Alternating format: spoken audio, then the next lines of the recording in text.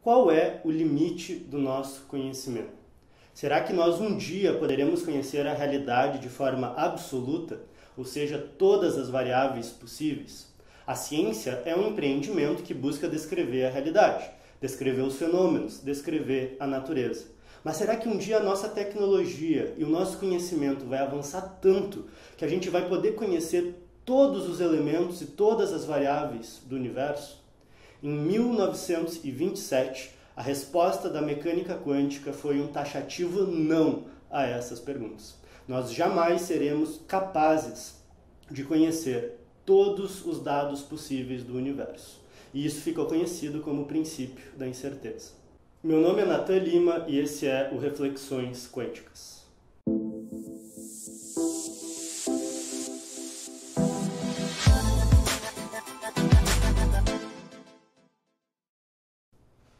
O vídeo de hoje, então, é sobre o limite do nosso conhecimento e isso é dado pelo que a gente chama hoje como o princípio da incerteza. Para entender o contexto do princípio, o que ele quer dizer e como ele se desenvolve, é importante a gente resgatar um tema que já foi abordado em outros vídeos. Se você não viu, dá uma olhada aqui nas playlists do canal.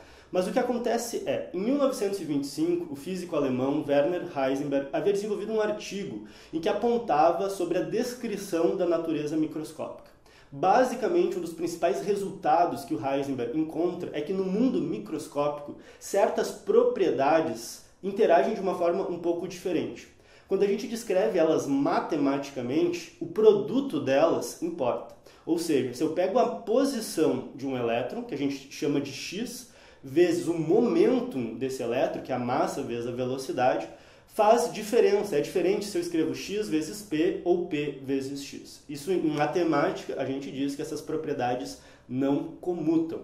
Na época, o Heisenberg nem conhecia, ele não sabia o que eram matrizes. Então, outros físicos, como Dirac, Jordan, Pauli, se dão conta, o Born, se dão conta que, na verdade, o Heisenberg estava trabalhando com matrizes, algo que ele não sabia. E se desenvolve, então, a mecânica matricial. Essa mecânica matricial, ela tinha algumas características bem próprias. Ela tenta resgatar o que a gente chama de princípio da correspondência de Bohr e ela só fala de grandezas observáveis. O que o Heisenberg queria era, de alguma maneira, limpar da teoria todas as grandezas, todas as propriedades que não poderiam ser observadas. E o programa de pesquisa deles é muito bem sucedido. O que acontece é que, em paralelo a isso, um outro físico chamado Erwin Schrödinger desenvolve uma teoria paralela chamada mecânica ondulatória.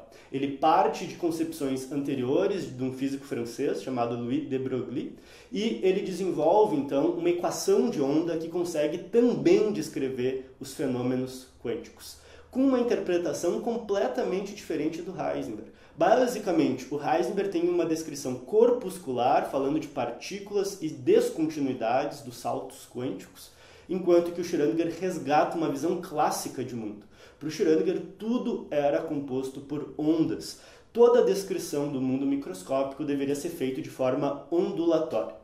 Quando Heisenberg descobre esses trabalhos do Schrödinger, se dá conta disso, ele fala isso para o Niels Bohr. Ele já estava trabalhando em Copenhague junto com o Niels Bohr, e o Bohr chama então o Schrödinger para debater sobre a teoria quântica, e depois de dias de discussão eles não chegam a nenhum consenso. O Schrödinger vai embora e em Copenhague se segue o debate sobre a interpretação da teoria quântica. Como que seria possível então descrever um mundo microscópico? Nessa época, o próprio Schrödinger já tinha demonstrado a equivalência matemática entre as teorias, mas a interpretação era o que estava em disputa. Não conseguia-se ter clareza o que a teoria quântica de fato queria dizer sobre a realidade.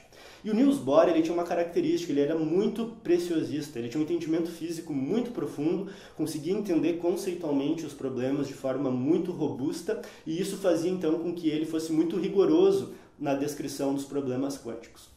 Então o Heisenberg tenta desenvolver algumas interpretações, mas o Bohr, sempre muito preciosista, acaba de alguma forma podando esse processo, até que em 1927 o Bohr sai de férias e vai esquiar nos Alpes suíços. Nesse período, então, mais livre, sem o Bohr por perto, Heisenberg consegue finalmente desenvolver uma interpretação que ele considera consistente, manda um rascunho para o Pauli, e o Pauli incentiva o Heisenberg a submeter esse artigo, a desenvolver, trabalhar e finalizar.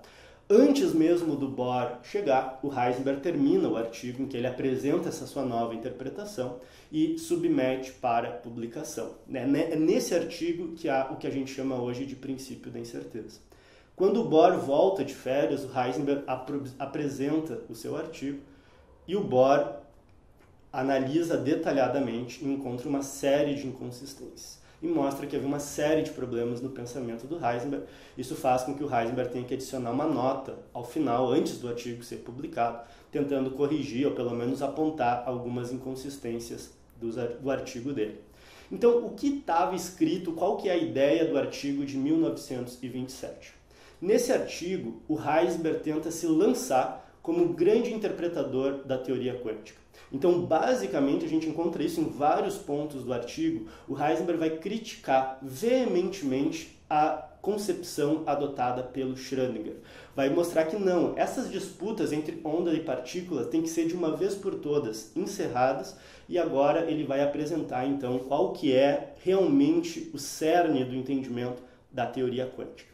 Para isso, o formalismo matemático que ele usa é o que a gente chama hoje de teoria da transformação de Dirac e Jordan. Tem uma seção do artigo com esse título, inclusive, em que já é uma teoria que tenta conciliar o formalismo da mecânica matricial com a mecânica ondulatória. Então a gente vê que tem uma descrição muito parecida com a descrição ondulatória e basicamente o que o Heisenberg vai mostrar partindo já da interpretação do Dirac e do Jordan. Toda vez que eu descrevo um sistema físico como um elétron, naturalmente, pela descrição matemática, tem alguma incerteza que está contida nessa descrição. Isso aparece naturalmente na matemática que descreve esse problema. Então, o primeiro passo dele é isso. Eu represento matematicamente a posição de um elétron, e ali está a incerteza. Usando a própria teoria, a gente consegue achar a representação do momento linear. Quando isso aparece, quando eu descrevo um momento linear, a incerteza também aparece de forma explícita. Quando eu faço o produto dessas duas incertezas, a incerteza do momento e a incerteza da posição, o valor mínimo sempre vai dar uma certa constante. Na época ele não se dá conta, de que isso é o valor mínimo, ele acha uma igualdade. Posteriormente, os físicos acabam desenvolvendo a teoria e percebem que aquele é o valor mínimo. Então, o que o Heisenberg encontra é o produto da incerteza da posição vezes a incerteza do momento é sempre maior do que uma constante que é igual a h cortado sobre 2. Esse h cortado é a constante de Planck, h, dividido por 2π. Então, esse h cortado sobre 2 é o valor mínimo. Então, posição e momento sempre vão ter uma incerteza associada. E como eu tenho um produto, quanto mais preciso for o meu conhecimento sobre a posição, menos conhecimento eu vou ter sobre o momento. O mais incerto é o meu conhecimento sobre o momento e vice-versa. Embora ele não prove isso, isso vem da não comutação. Ele diz isso no artigo, mas acaba não provando. Toda vez que eu tenho duas grandezas matemáticas que não comutam dentro da teoria quântica, como posição e momento, acaba tendo uma relação de incerteza. Bom, mas agora, do ponto de vista prático, o que isso quer dizer ou como que a gente pode interpretar isso? Aí é que está o problema que o Bohr apontou. A interpretação que o Heisenberg deu matematicamente para a equação matemática não é a interpretação mais consistente possível. Ele mesmo, ao longo do artigo, acaba apresentando várias interpretações. O que o Heisenberg discute, então, em 1927, no artigo original? O que ele entende é que essa função matemática ela descreve realmente o resultado experimental. Ela não é um valor teórico sobre uma propriedade intrínseca da partícula. Ela descreve o valor que eu meço, de fato, num laboratório. Então, essa incerteza para o Heisenberg era o erro da medida. Ele entendia que, matematicamente, eu tenho um erro na medida de posição por um problema tecnológico do meu próprio aparelho de medição. E vou ter também um certo erro na medida de momento. E aí o produto desses erros experimentais é que são submetidos a essa incerteza. Quando Heisenberg propõe isso, alguém então poderia pensar, tá, mas então posição e momento de fato existem, eles estão bem definidos e o meu problema é só tecnológico. Mas, de acordo com a interpretação do Heisenberg, a gente só pode falar daquilo que é medido. Não faz nenhum sentido falar de grandezas que não foram medidas. Então, a realidade, propriamente, seria sempre incerta. Não seria o fato de nós termos uma realidade com grandezas bem definidas e eu tenho um problema de medição experimental. Uma vez que só existe aquilo que é medido, a realidade propriamente estaria submetida a essas relações de indeterminação. Um exemplo que ele dá, então, para descrever isso concretamente, é quando eu tento determinar a posição de um elétron. Eu posso fazer isso com um microscópio de raios gama, então eu emito uma certa radiação para tentar determinar onde que o elétron está. Quanto menor for o comprimento de onda dessa radiação, mais precisa é essa medida de posição. Então, se eu faço uma radiação com comprimento de onda muito pequeno, eu consigo determinar a posição de forma muito, muito precisa. O problema é que essa radiação interage com o elétron. Ela pode interagir por mais de um efeito, como o efeito Compton, por exemplo. E quanto menor for o comprimento de onda, maior é o momentum dessa radiação. E isso pode alterar o momentum do elétron. Então, por um lado, eu tenho uma imprecisão dado pelo comprimento de onda. Por outro lado, eu posso perturbar o momentum do elétron. Se eu faço a conta de quanto que eu posso perturbar a variação dessa perturbação, vezes a imprecisão na medida da posição, isso dá aproximadamente na ordem de H cortado. Então, a gente vê que as relações de indeterminação se traduzem experimentalmente. Qual que é o problema disso em termos de filosofia da interpretação do nosso problema? Veja que o que o Heisenberg está propondo não é propriamente um produto entre dois erros de medida, mas é um erro vezes uma perturbação. O que aparece no microscópio de raio gama, na questão do momento, é quanto eu posso perturbar o elétron, vezes o erro na medida desse elétron. Então ele não estava falando originalmente de erro-erro, mas de erro-perturbação. Além disso, ele usa duas naturezas para falar da radiação. No momento que eu tento determinar a posição, o que vale é o comprimento de onda, portanto é uma natureza ondulatória. Mas quando ele descreve a perturbação, ele fala do fóton como partícula, para falar do efeito Compton. Então eu tenho uma natureza corpuscular. A ideia original do Heisenberg era justamente acabar com o problema da dualidade onda-partícula. Mas sem perceber, ele seguiu usando as duas naturezas para explicar o mesmo fenômeno. Isso foi apontado, percebido com muita precisão pelo Niels Bohr. Então vejam que a interpretação original do Heisenberg ela é muito confusa. Ele fala de dois erros, mas na hora do experimento fala de erro e perturbação. Ele diz que vai acabar com a dualidade onda-partícula, mas acaba usando essas duas interpretações ao mesmo tempo. Isso cria uma série de problemas na interpretação original que foram resolvidas ao longo do tempo. Quais que são os resultados? Quais são as implicações, então, do princípio da incerteza? Primeiro, no próprio artigo do Heisenberg, ele já apresenta as implicações filosóficas. A primeira implicação filosófica importante é que nós não podemos conhecer todas as variáveis do momento presente. Eu jamais vou conhecer todo o presente de forma absoluta, porque quanto mais eu conheço certas propriedades, menos eu vou conhecer sobre outras. Disso vem uma nova implicação. A física, ela trabalha com previsões. Eu conheço as condições presentes para determinar o que vai acontecer no futuro. Essa é justamente a noção de determinismo e de causalidade. Se eu conheço as causas no presente, eu determino o futuro. O que o Heisenberg aponta é, se eu não posso conhecer as causas todas no presente, se eu não consigo conhecer todas as propriedades, eu jamais vou determinar o futuro. Então, o Heisenberg faz no final do seu artigo uma defesa forte contra o determinismo. Ele enterra a noção de determinismo dentro da mecânica quântica, não porque a causalidade não funcione, mas porque a própria noção de conhecimento do presente não é mais possível. E ele ainda reforça que alguém poderia imaginar que isso é um problema só tecnológico, mas que de fato as grandezas estão lá, só não são conhecidas. e ele reforça, faz um chamamento aí para o seu princípio filosófico positivista e diz que só faz sentido falar do que é conhecido. Então, de fato, a realidade não tem todas as propriedades de forma bem definida simultaneamente. A gente já discutiu isso no vídeo anterior e, de fato, pelo Teorema de Bell e todos os experimentos de laboratório que foram feitos posteriormente, mostram que esse é a situação. Não existem essas variáveis escondidas que a mecânica quântica não sabe determinar.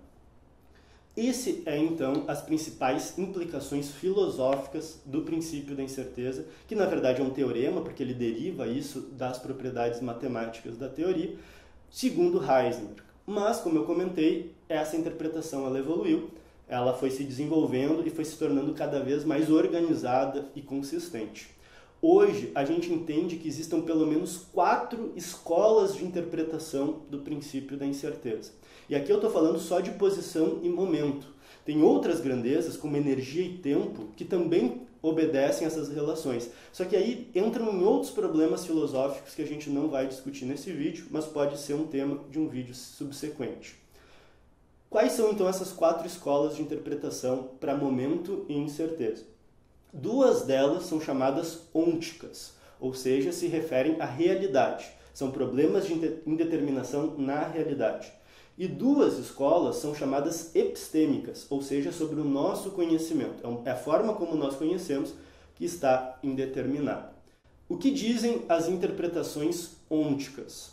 A primeira delas é a indeterminação intrínseca. Como ela explica o princípio da incerteza? Lembrando que o formalismo ele é um formalismo muito parecido com um ondulatório, a partícula é representada por um grupo de ondas. Essa onda pode estar muito bem localizada no espaço ou pode estar bem espalhada. Quando ela está muito bem localizada, então a precisão da posição é muito alta, matematicamente a gente precisa somar várias ondas para descrever esse pacote muito bem localizado.